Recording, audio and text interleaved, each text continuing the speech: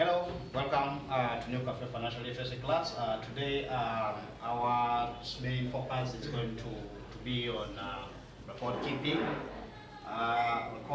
Record keeping in a layman's understanding, a record simply means, a record simply means an occurrence of something that really took place at some particular point. Now, to keep simply means to maintain it, to store it. So simply means records that really, a track of something that happened, and you're keeping them, you maintain them in a particular way that will actually be able to reproduce at a particular point of time when it's needed.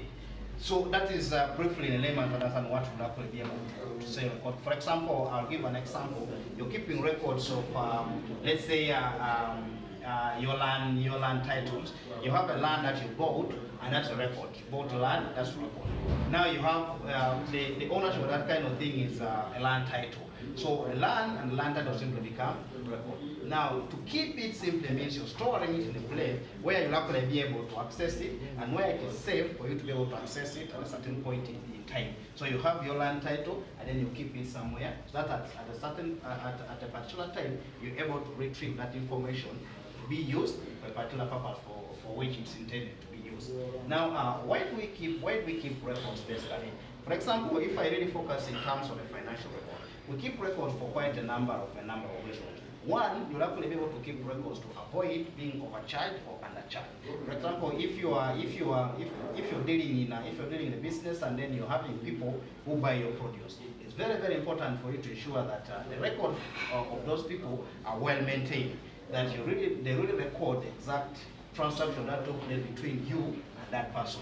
Ensure that if the person says he sold it to you something worth 5,000, in your record is exactly worth 5,000. Otherwise, if there was not that kind of record, then it may likely happen that you either be told, I'm demanding you 10,000, or you'll actually be able to say you're demanding me only 3,000. So it's very, very important for you to keep records to avoid such kind of instances where you're likely going to be overcharged. The other also, of course, we keep records to be able to access money from financial institutions. Previously, we talked about loans and savings. At a certain point in time as well, when you go to access financing, you'll actually be told to produce a record of what you've been doing. Because people really want to know, hey, what has this person been doing? You, a farmer, would like to know a record of basically what have you been producing over a period of time. Can you give us a record of the amount of work that you produce over time? You told us that you've been in business for the last 3 years. Can you see that in 2016 you produced this much, in 2017 you produced this much, and the bank will not be able to use that kind of record to be able to get for you money. So if you don't have, then it becomes very, very difficult. Of course, also the other thing also for purposes of taxation. Taxation, of course, as a government, the government has to collect some levies from the population to be able to finance. It's national development. Now, for purposes of taxes, also the tax authority really wants to see a record of how you've been performing over time. How have you been performing over time, so that they can actually be able to assess you based on your performance over time. I think it basically applies over time also here. I'll really give a typical example of each one of us here basically as a child at school, and then there is what we call a report card. And then in the report card, will basically show a track of how your child has performed at school, and the same kind of record for the performance of child at school is kept. You find that there could be some of us here who have kids in P7, and you have their report card from P1. So you're keeping records of how your child has been performing over time, and you can actually be able to assess how the person performed. Likewise, towards the farmers, basically, you need to be able to keep record of how we are performing over time. It's not just enough you producing. You need to be able to know how much have I produced this season, how much have I produced last season, and then you really be able to assess and see exactly are you progressing or you're not progressing. Because without that, then becomes very, very difficult for you. Very, very difficult for you to know. Now, back in terms of keeping records of your costs. It's very, very important for you to keep records of the costs that you actually incur. I know very much often we farmers don't keep records of the costs that we incur. The person will go with, doesn't really be able to honor the cost that he has put in the farm. The person will go and pay people to harvest, does not put how much he has paid them to harvest. So in other words, at the end of it all, it's very hard for you to know how much did I put into this coffee. What people are so much interested in is how much am I getting, but how much have I put in this coffee.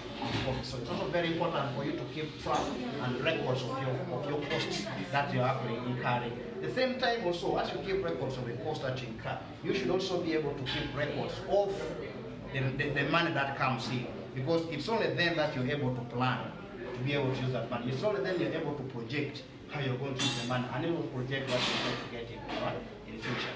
Then, of course, after talking about where we need to, how we can keep records and stuff, of course, to keep records, how do we keep records?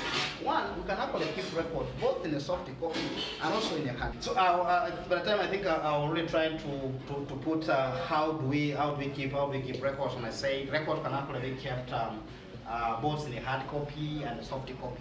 And in a real, what is very, very common, down with most of the farmers, basically the records are basically kept in hard copy. So in other words, you have where you keep your records every day. For example, you could be having a book. Which is like your record book. And this book could actually be recording the quantities of coffee that you harvest every day. So this book becomes a record. So every day, let's say today is 30th of July 2019, today you've harvested 380 kgs. Tomorrow again, if you're disciplined enough, on the 31st of July 2019, you're able to record I've harvested 350 kgs. So this is already a record, because a record is where you really store information that will actually be able to access at a certain point in time. So say for example, today, the other one is 1st of August 2018, you harvested 100 kgs, and then at the end of it all, after that period, you now know that you have 830 kgs that you've done what? You've harvested. So if you told someone that I've harvested a total of 830 kgs, and then you're able to show that 830 kgs, on this day I calculated this, on this day I harvested this, on this day I harvested this. So that really already becomes what? Already becomes a record of what you basically happened. We also know that we keep records in terms of the cost that we basically incur. So you can be able to maintain such kind of books. That will, I don't want to get into the complicated part and tell you that for finances you need to keep a cash book, you need to put what. No, I basically want to basically us to understand that we can keep these records in any form that can be reproduced at a certain point in time, that you can actually be able to access at a certain point of time. You don't need only a computer to be able to access records. You basically need a book that you can actually be able to keep record, not in your head, because it's very hard for you to retrieve that information in the head. It's very hard to remember. But already with this, you can actually remember it took place on this date, and this is what basically happened, kind of stuff. So there are quite a number of forms that you'll actually be able to keep your record. Let's say, for example, the records of the plantation that you have. You can actually be able to maintain also a book that will keep you all the records that are associated to what you're doing in your farms. Every day that you go, for example, if you're recording your expenditures, you can have a book, and then you say today is 30th of July 2018. Now you're going to say harvesting. So this is labor for harvesting. For harvesting, you paid 3,800 shillings. Then you're saying tomorrow, 31st, 2017, 2019. Now this one you paid for airtime. Airtime you paid for 15,000. And then you're saying on the 1st of August, 2019, you paid for transport, to transport your coffee from the farm to the place where you're bulking it, you paid 100,000. So this is a record of what basically happened in terms of the cost that you're being had. And therefore, with this kind of information, you're able to know that for this very particular batch, I spent 118,800. So now that simply means this is a total cost that you your spend. But if you kept the thing in the head, you wouldn't be able to really track this kind of this kind of information. At the same time as well, keeping a record, for example, I'll really be able to again, say, let's say today you paid me 5,000. It's very, very important for you to keep a record of this 5,000 that you paid. And therefore, there must be somewhere I signed for that for that money. So today you paid me 5,000, Abuche Moses, I signed for that money. And therefore, it's very hard. It's easy in case I come back and say, but look, you've not paid me this money. But if you have a record that shows that, hey, I paid this money, can I even show you? Then you report the record, put it here and say, oh, okay, sorry, I didn't remember, but now I can really be able to say it's me after a sign, and that's not really close. Compared it to if you're doing that in your head, and then you say, but remember, you know the day you came here, and then I gave you 6,000, there's no evidence that basically shows what? You actually paid someone an amount of money. So it's very, very important for you to maintain everything that you do in your farm. Otherwise, you may be operating at a loss without really knowing that you're operating at a loss. You may be operating at so many costs without really knowing that you're operating at so many costs. So always ensure that you keep track of the record associated with your operations. Records involve land, records involving your production, records involving how much you spend at home, all that kind of stuff that you basically be able to do. At the end of it all, it even goes back to the loan that you basically say. You need to keep records of what you paid out and what you've actually received.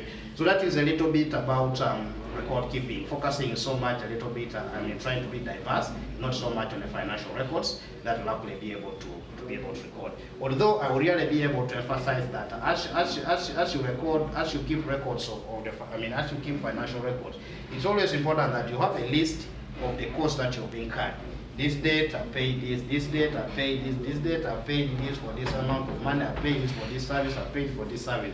Those will be the costs that you're basically incurring. At the same time, you're also recording, this day I received this amount of money. For example, if you're delivering coffee to NUCAFE for onward marketing, and then you deliver the coffee worth 830 kgs. You have a record that you received from NUCAFE, that's like a GRN, that shows that you delivered the coffee, and that's a document that you can actually produce in case of anything. You said I delivered 880 kgs to the factory, and then I have this as a GRN. At the end of it all, when an advance is made to you, let's say your bill advanced 1 million, you have a record, you can actually record that money coming in that I received. Next to today is 30th, July 2018, received from NUCAFE 1 million. So the next time you receive any money again, you record. You receive any money again, you record. So when it gets now to the final payment, you're really able to say, now look, we have received 1 million on 30th, I received another 1 million on 31st, and that was that's now 2 million. So which means out of the total value of the coffee that I delivered of 5 million, I still demand 3 million. And with your record really in place, it's very hard now to say, no, but we paid you more. No. So you need to really keep records of what basically that you've performed, that you've done in that very particular time. So always ensure that really works out very well and it's very, very clear. You don't have sophisticated things to be able to do that. So that is basically, I would like again basically to run, I think this a little bit out of this, but I think it's very, very important also for us as farmers to really try to understand that yes, we could be the business of coffee, and that could be your major source of revenue. However, it's not always very, very good for you to only focus your attention and say all the time I must get my money from coffee. No, what if it's during seasons during off seasons, let's say there's no production, there's no coffee harvest in that very particular period, how would you survive? So that's why I brought in the idea of what we call income diversification. Diversification simply means trying to put on various areas, trying to put them all over. That you're only going to say that I'm trying to diversify spread to ensure that instead of only coffee, I can also be able to do, let's say as an association, instead of only bulking coffee, during times of off-season, what exactly are you doing? You can be into the issues of, let's say, basket weaving. You can also be in seasons where if you're on basket, if you're not on basket weaving, then you're doing something. Let's say would actually be a mat weaving, where you're making these mats. You can actually be in any other thing. That simply means that your money is coming from coffee. It's also coming from weaving of baskets. It's also coming from mats. It's also coming from other sources of what? Other sources of income. And therefore, when you consolidate all this money together, then you are a much better financial position. So that's why it's not always good to focus only on one area. Try to diversify as a group. Find out there are some people who be involved in bulk in coffee, some people are involved in weaving, some are involved in a number of other services that will actually bring in money. So I wanted us to really ensure that you not only rely on coffee, but during times of off-season, not even off-season alone, even just during times when the coffee there. Yes, your biggest earning will come from coffee, but this earning is also coming from this other business units that you have, actually all consolidating to the main business, to the main revenue stream. To ensure the revenue stream from this and this are all consolidated, and then you're in a much better financial point to your sustainability. The other thing I really want again to emphasize from that diversification of income, the importance of having of income diversification is that you will be able to have money that you'll actually be able to use, and instead of having your coffee go to the middleman. So in other words, the middlemen actually come to the villages looking for the coffee. When you have your money, you're really able to use that money to meet your immediate needs while you're still adding value to your coffee and not basically releasing your ownership to the middleman at that very particular moment. So that is very, very key that I wanted us to really understand, that it will basically help you take away the issue of middlemen, because you have the money to sustain the farmer, to sustain the members and the association, avoiding the issue of middlemen coming in to take out the ownership and leaving you without any value added, any value added into your coffee. That is very, very key that I wanted to emphasize. I wanted also to basically put that across. So just to wrap up, basically we defined record keeping, as we're trying to keep a record of what is happening, the track of information that took place over a period of time. And then we try to really be able to say, why do we need to keep records? We really be able to say for tax purposes, also to be able to access money. And then we say, how do we be able to keep records? We already went through keeping records in a black book that basically looks at the detail of how what has happened on a particular date, what has happened at a particular time, and also keeping track of your expenses as you spend to avoid overspending or underspending, and also keeping track of your income as it comes in to be able to analyze whether it is sufficient to support your initiatives, sufficient to support your family, sufficient to support the association where you belong. So that's basically what we went through today, and I hope it will be beneficial to you. Thank you very much.